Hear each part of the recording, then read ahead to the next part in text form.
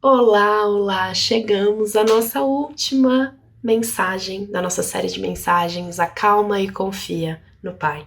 Eu espero que você tenha sido muito abençoada até aqui e que você continue a sua jornada de transformação espiritual junto com a gente no programa completo de formação espiritual para discípulos de Jesus, que a gente disponibiliza na Fluirá, que vai te ajudar a desenvolver os músculos da sua fé, que vai te encorajar, te equipar e te tornar mais calma e confiante no Pai, mesmo em meio aos desafios imprevistos da vida, tá? A gente vai ter uma próxima turma começando em setembro, as inscrições começam em agosto. E se você tá vendo esse vídeo agora, no momento em que ele foi lançado, na próxima semana a gente vai ter alguns encontros ao vivo em que eu vou poder explicar para você um pouco mais sobre como esse processo funciona, tirar todas as suas dúvidas antes de você efetivamente fazer parte da nossa próxima turma, tá bom? Então fique de olho aí no seu e-mail, se você já está na lista de espera para receber essas informações. E hoje eu queria falar com você sobre, frente a tudo isso que a gente viu, sobre esse Deus que se revelou para nós aqui como um Deus soberano, criador, rei de todas as coisas, Senhor dos exércitos, salvador, redentor e pai bondoso, misericordioso, paciente, amoroso. Frente a tudo isso, qual é a nossa resposta? Qual é a postura que a gente deve ter frente a essa revelação maravilhosa da personalidade de Deus? Tem uma postura que foi ensinada a muitas de nós por meio da religiosidade, que é a postura da humilhação endividada. Veja se você não está dentro dessa postura. Frente a essa perfeição, essa graça de Deus, e a nossa imperfeição e a nossa desgraça, muitas vezes a gente aprendeu que a postura que a gente tem que assumir diante de Deus é, assim como o filho pródigo, aceitar a graça de Deus, mas voltar ao Pai prometendo ser a sua serva miserável. Assumimos uma postura de serva amedrontada e indigna, que fica se cobrando o tempo todo. E a gente vive a nossa vida tentando pagar, retribuir a dívida que a gente tem com a graça de Deus por meio de boas atitudes, por meio de um esforço enorme para sermos boas pessoas, por meio de serviço na igreja, na missão de Cristo. E nessa postura nós olhamos para nós mesmas com um olhar de constante condenação e muitas vezes com um ódio para com a nossa condição pecaminosa e para conosco mesmo. A gente confunde a nossa condição pecaminosa com a nossa dignidade como filhas amadas do Pai. A gente cultiva sentimentos de vergonha e de culpa como se esses fossem os sentimentos que iriam fazer com que eu permaneça nesse lugar de arrependimento. Mas essa não é a postura que Deus quer que nós tenhamos agora que nós estamos em Cristo. A postura que Deus nos incentiva a ter precisa ser, sim, de reconhecimento da nossa incapacidade, de aceitação dessa nossa posição e de rendição. Nós precisamos, sim, diminuir, humildecer o nosso coração com as nossas lágrimas, confessando a nossa prepotência em querer governar sozinhas as nossas vidas. Precisa sim ser de descer do nosso pedestal e nos humilhar diante da presença de Deus e nos arrependermos. Só que esse humilhar não é sinônimo de se condenar e se martirizar. Esse se humilhar não é pegar o chicote e ficar se castigando. Deus não nos dá condenação, mas muitas vezes nós mesmas nos damos. Assim como o filho pródigo que chegou e tentou se colocar nessa posição de escravo indigno, nós também acabamos nos chegando diante do Pai falando: eu sou um escravo indigno, me castigue, eu só quero te servir, eu não sou merecedora desse amor. E aí, é essa realidade mesmo que a gente tem que ter. Porém, o pai não coloca o filho pródigo na posição de quem precisa pagar essa dívida. Ele restitui a posição do filho e o chama para participar do banquete. A podridão e rebeldia que manchavam esse filho não mudam o valor que esse filho tem para o pai. E assim, Deus não quer que a gente viva para servi-lo. Isso é muito forte, gente. Muitas vezes a gente vai usar as coisas de Deus, o serviço para Deus, para fugir de Deus, para fugir do relacionamento com Deus. E o objetivo de Deus em nos resgatar não é que a gente sirva a Ele. Ele não estava resgatando escravos, Ele não estava resgatando servos, Ele não nos chama mais de servos, mas de amigos e filhos. E Ele quer que a gente desfrute do banquete na sua presença. Tem um poema do autor George Herbert intitulado O Amor, que ilustra esse amor do Pai que deseja se relacionar e se deleitar em um banquete conosco. Eu vou ler esse poema num espírito meditativo e eu espero que você se imagine dentro deste relacionamento. Ele diz o seguinte: o amor me acolheu, mas a minha alma retrocedeu, culpada de pó e de pecado.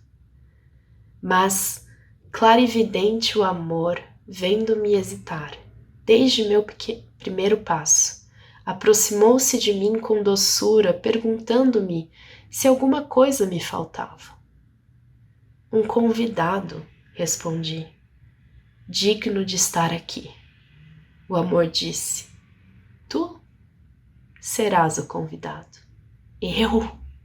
Mal? Ingrata? Ah, meu amado, não posso olhar para ti. O amor me tomou pela mão e sorrindo respondeu, quem fez esses olhos senão eu? É verdade, Senhor, mas eu os manchei. Que a minha vergonha vá para onde merece. E não sabe, disse o amor, quem foi que assumiu a crítica sobre si? Ah, meu amado, agora eu só quero te servir, respondi. É necessário que te sentes, disse o amor, e saboreies minha comida. Então sentei-me e comi. Se arrepender é diferente de se culpar e de se condenar. Esse humilhar-se na presença desse Deus tão maravilhoso é assumir o seu verdadeiro tamanho e também o seu verdadeiro valor. Nós temos muito valor para Deus, mesmo que estejamos agora corrompidas pelo pecado. O seu pecado não tira o valor que você tem para Deus. Você é muito amada e tem um imenso valor, pois tem a imagem do Deus Criador em você e você foi resgatada pelo sangue do Cordeiro. Você é tão amada que teve alguém que foi capaz de morrer por você para te limpar de tudo aquilo que hoje te corrompe. Humilhar-se diante de Deus é reconhecer que, por mais que você tenha valor como criatura, criada à imagem e semelhança desse Deus, Ele tem mais, porque Ele é o Criador. Nós somos limitadas e Ele é ilimitado. Nós não sabemos de tudo e Ele sabe de tudo. A nossa vida não é sobre nós, mas sobre Ele. Ele não está a serviço do nosso bem-estar. Por mais que Ele seja um bom Pai e queira o nosso bem, Ele sabe o que é melhor para nós e a gente pode descansar nessa certeza de que Ele está comprometido com o nosso bem, ainda que Ele não nos deva uma vida de bem-estar. Porque a vida não é sobre Deus satisfazer cada uma das nossas vontades e necessidades com aquilo que a gente quer, como crianças mimadas que se relacionam com o Papai Noel. A vida é sobre Ele. Ele é mais importante do que a gente. Ele é enorme e nós somos minúsculas. Quando o apóstolo Pedro diz: humilhai-vos, portanto, sobre a poderosa mão de Deus, para que ele em tempo oportuno vos exalte, lançando sobre ele toda a vossa ansiedade, porque ele tem cuidado de vós. O apóstolo Pedro está querendo nos lembrar que a vida é sobre Deus. E que agora que nós estamos dentro do reino de Deus, nós podemos aceitar tudo aquilo que Ele nos der ou deixar de dar como sendo parte do seu plano maravilhoso, seu grande propósito de criar Cristo em nós e revelar o reino de Cristo através de nós. E ao nos humilhar diante dele, assumindo a nossa posição de pequenas diante desse Deus, ele não nos deixa prostradas e caídas, ele nos exalta, ele nos levanta, nos coloca assentadas com Cristo e nos empodera a sermos fortes no seu Santo Espírito. A pobreza de espírito é a porta de entrada para a postura de humildade empoderada por Deus. A nossa postura diante do Pai é de saber que sem Ele nós nada somos e nada podemos, mas pelo Espírito de Cristo nós tudo somos e tudo podemos, para a glória dEle. Nessa postura de humildade empoderada, a gente pode cultivar um olhar de total aceitação de tudo que Deus permite que aconteça conosco, crendo que se converterá em nosso bem, que é Cristo formado em nós. A gente pode cultivar um estado de espírito de total gratidão pelas coisas boas que o Senhor me dá, sem merecer. E de total dependência da graça e sabedoria de Deus liberadas para nós em Cristo, para passar pelas coisas difíceis, inevitáveis que nós teremos que enfrentar. Quando a gente cultiva esse estado de espírito de humildade empoderada, a gente consegue ter total devoção à causa de Cristo, entendendo que Ele é maior e nós somos menores. E que se Ele não está dando aquilo que a gente tanto deseja, é porque aquilo não vai nos satisfazer e não vai cooperar com o projeto maior e a felicidade maior, que é ter Cristo formado em nós e o reino manifesto através de nós.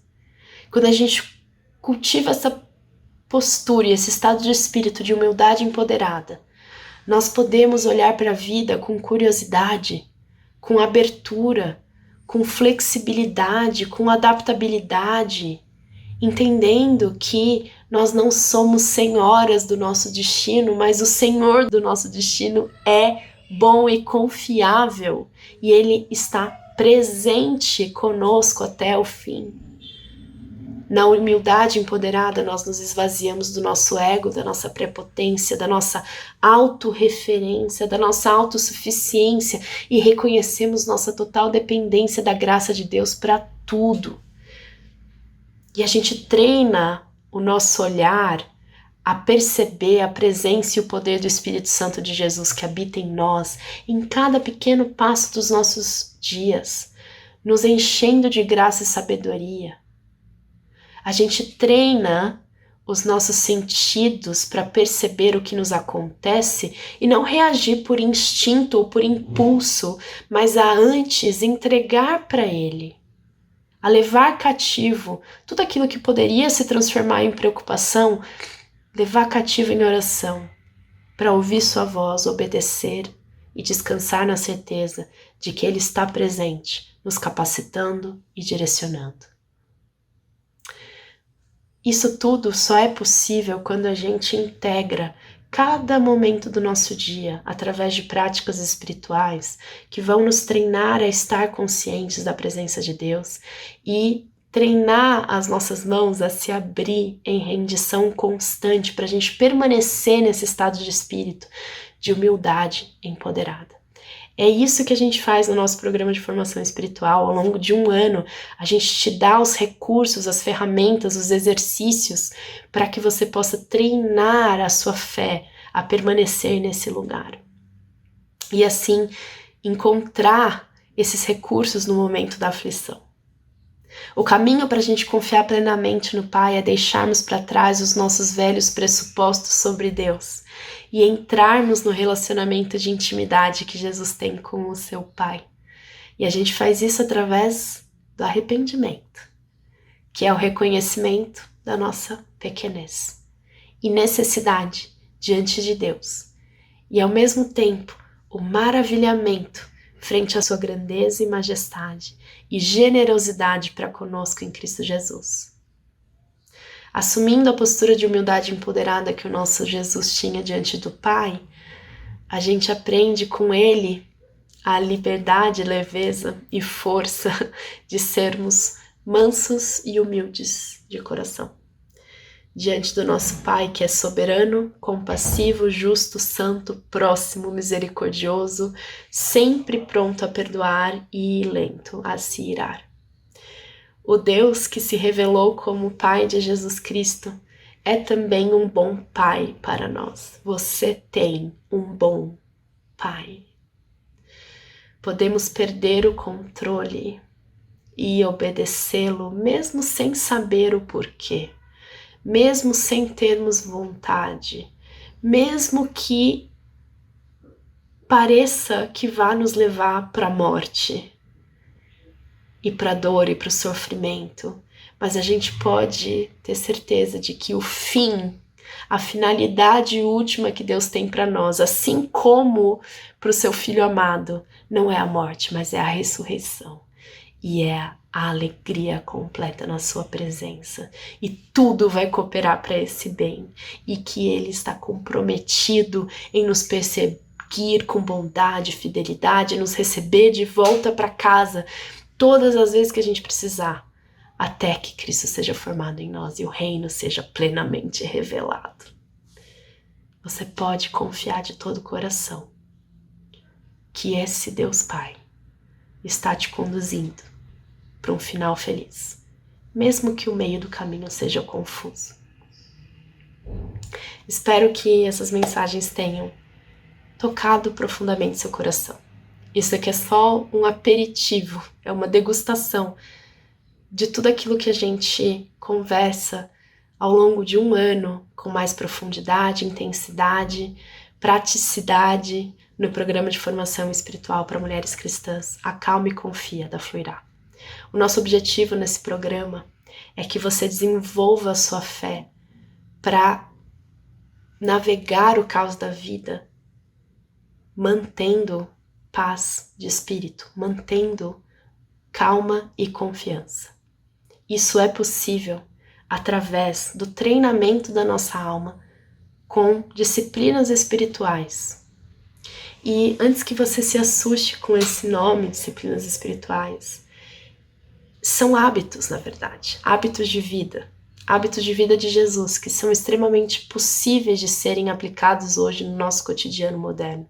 Só que a gente precisa ter essa direção, a gente precisa ter alguém que já passou por isso e a gente precisa ter companhia, pessoas que estão passando por isso ao mesmo tempo que a gente, para nos incentivar. E é isso que a gente oferece no nosso programa. A gente oferece a direção e a gente oferece a comunidade.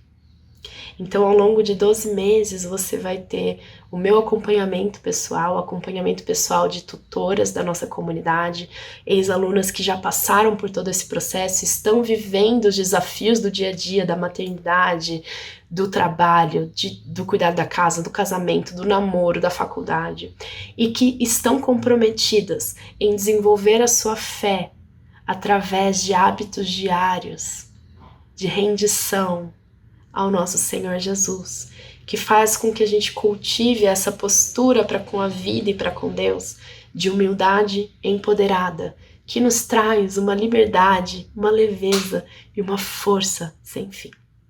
Para fazer parte da próxima turma, é só você se inscrever aqui embaixo no link, na lista de espera, e ficar sabendo de todos os detalhes de quando abrirem as próximas inscrições.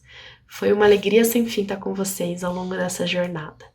E se você está ouvindo essa mensagem no momento exato em que ela foi liberada, agora em agosto de 2022, na próxima semana a gente vai ter alguns encontros ao vivo para eu te explicar ainda mais, um pouco melhor, como funciona o programa de formação espiritual.